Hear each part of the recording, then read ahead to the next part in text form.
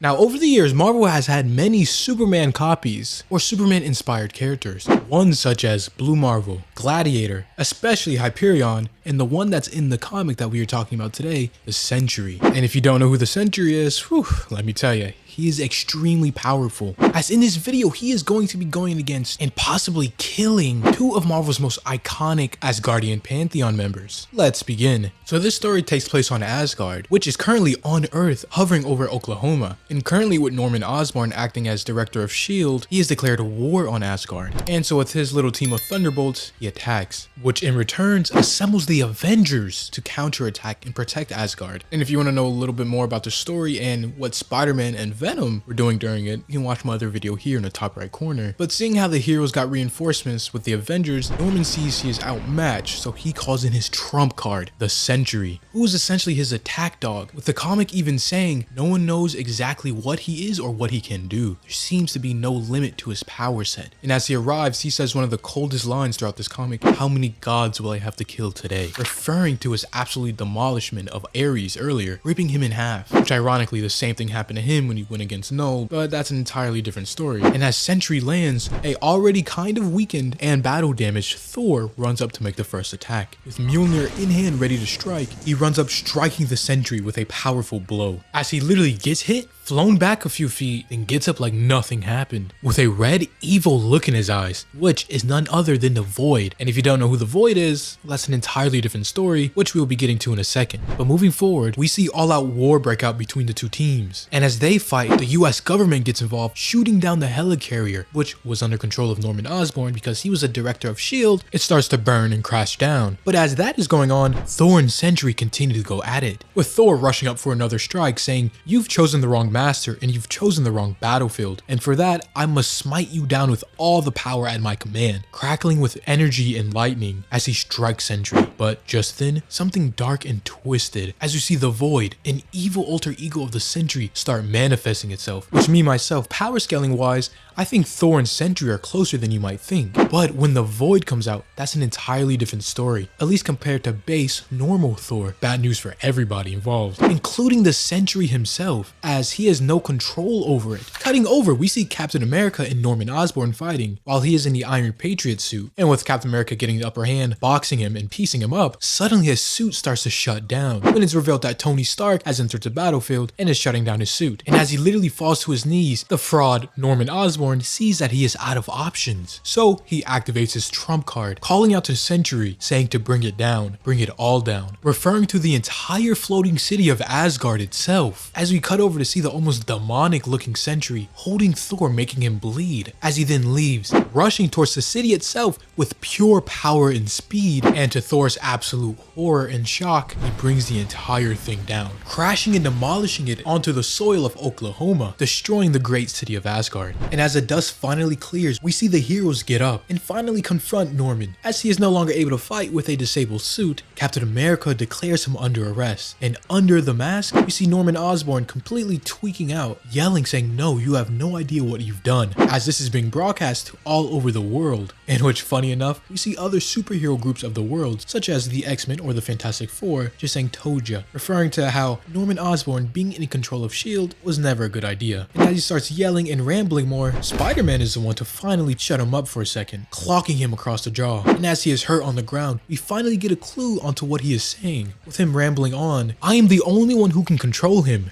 Me, the only one." And with Thor being more worried about where Loki is, Norman simply says he's dead. "You're all dead. He is going to kill you all. And I was the only one who could stop him. I was the only one who really knew how powerful he was. I was saving you." As he points up and all the Avengers and heroes look up to see the Void fully manifested. And if the heroes thought they were fighting a hard battle before, they are in for a whole nother world of trouble. As I wouldn't even call this a battle or a fight what is happening. It's an absolute slaughter, as the Void simply puts one hand up and instantly takes down most of the heroes, with him not being able to do anything, even with some heavy hitters there such as Thor, Vision, etc. But moving over, we see someone climbing out of the rubble. It is Loki, as he watches in shock as the heroes fall down to this almost immovable force, and feeling guilt that this is part of his fault as he did help Norman launch this siege on Asgard, he decides to try and make things right. So he reaches out, summons the Norn Stones. Now, you don't really need to know much of the Norn Stones as they themselves are really inconsistent and really wishy-washy in what they can do in Marvel, but just know that they are a pair of incredible, magical, powerful artifacts that when used correctly like Loki is doing, can grant great power. So as he puts them together, he says, "Let me cast the power to these mortals who defend with honor. Let these heroes rise, both Asgardian and mortal, empowered. Let them fight, let them save us." As you see, all the Avengers and heroes get back up in perfect health. Actually, scratch that. They get back up amplified with even more power than before, as they are boosted by these magical artifacts, finally giving them the second wind and a second chance against the Void. And again, Thor is the first one to launch an attack, throwing Mjolnir straight through him, causing the Void to scream out in pain. As all the other heroes start getting their hits in, the Void obviously recognizes that something is wrong. This has to be some trick. They are not playing fair. How did they get so powerful all of a sudden? As once again, Captain America's shield comes and slices him. But then up above, Thor looms over, power coursing through his veins, saying, "You took down Asgard, demon. Now feel the power of my father and his father before him," before summoning a gigantic bolt of lightning, striking the Void. Powerful enough to even put the heroes in awe. But unfortunately, this power still isn't enough to completely beat the Void. But the Void slowly catches on, saying, "Your new powers. This isn't a trick, is it? It's mischief." Slowly connecting the dots and finding Loki on the battlefield with the stones. And as much as the heroes try to rush over and protect Loki, it's not enough, as the Void simply shields them out, turning his attention to Loki, saying, "Magic rocks? No, we won't be having any of that." As the Void finally gets his hands on Loki, stabbing him through the midsection, as Thor screams out for his brother, and as Loki looks on to Thor, saying his last words, "I'm sorry, brother," as even he knows it's over for him right now. The Void literally tears him apart, reducing him to nothing but ash, as Thor is left utterly shocked, as in the same day, not only his entire home, but his brother are killed and destroyed, as the Void literally looks on with a sinister smile, completely enraging Thor, saying, "You've attacked the house of Odin, vile one," as thunder and lightning crackle in the background, and they continue their fight. And as they do, Norman thinks he can just slip away from the battle, but he is easily stopped by Captain America with a shield to the face, with Captain America demanding, "How do we control him? How do we stop him?" And with Norman basically saying, "We can't. He is the Angel of Death," which is an insanely cool nickname or moniker for a character. But moving back over to the immediate battle, Iron Man then comes up with a plan, saying, "Thor, can you move him out to the fields and away from the city?" So Thor starts to do just that, leading the battle away, as the ever-thinking and planning Stark puts his plan into action, radioing into the helicarrier, making sure nobody's on board, and telling them if they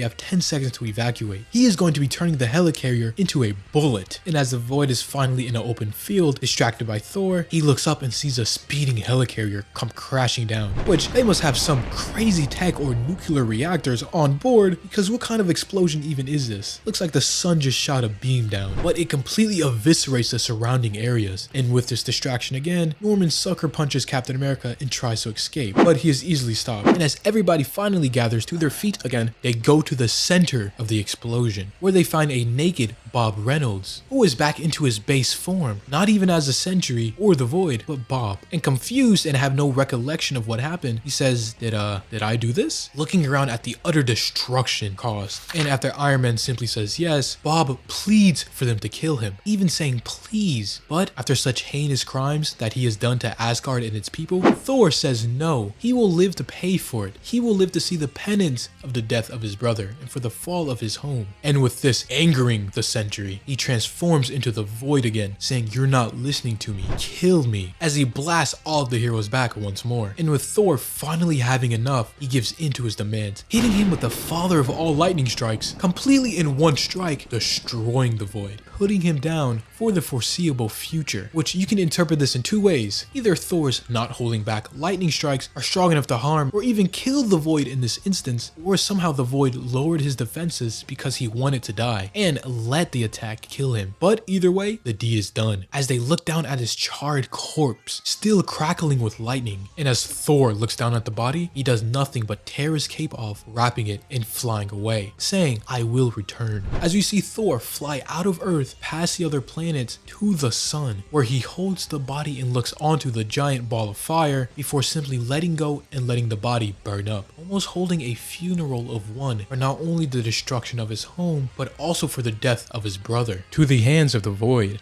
But yeah, that's the end of this video. What do you guys think? Now obviously this story came out of the siege on Asgard storyline, with Asgard being on Earth was invaded by Norman and his forces, but it concluded like this. And after Thor discarded the body, Captain America rounds up Norman and he replaces Norman, becoming the head over superheroes. And this all leads into New Avengers, but that's a whole different story for a whole different video. And I hope you enjoyed this one. As always, if you liked it, leave a like and even subscribe, as if you enjoyed and made it this far, you would definitely enjoy some of my other ones. Thank you.